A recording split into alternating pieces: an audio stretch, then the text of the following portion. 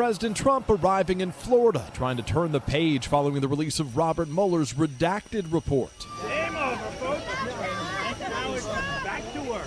While Mueller stopped short of accusing the president of criminal wrongdoing, Democrats are seizing on the unflattering portrait he paints of President Trump's conduct. The facts that are now established by this report are damning.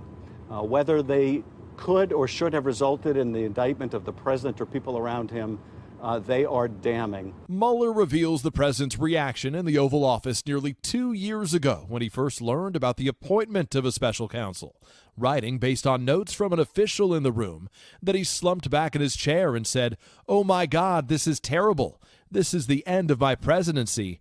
I'm effed." The report's most damaging details on obstruction of justice and the president's repeated efforts to sabotage the Russia inquiry, often through White House aides. But Mueller names at least 10 current and former administration officials or associates who defied the president's orders. Among them, White House counsel Don McGahn, who resisted the president's order to remove Mueller, deciding he would rather resign than participate in another Saturday night massacre.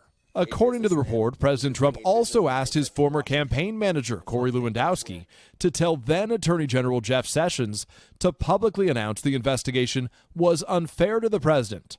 Lewandowski never delivered that message. Mueller's bottom line, quote, "If we had confidence that the president clearly did not commit obstruction of justice, we would so state." President Trump pushing back on Twitter.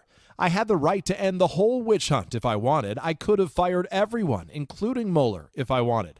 I chose not to." The report also outlines a sweeping and systemic effort by Russia to promote Mr. Trump's candidacy, laying out numerous contacts between Trump campaign associates and Russians before and after the election. But Mueller found insufficient evidence to prove the president or any other American conspired or coordinated with Russia in 2016.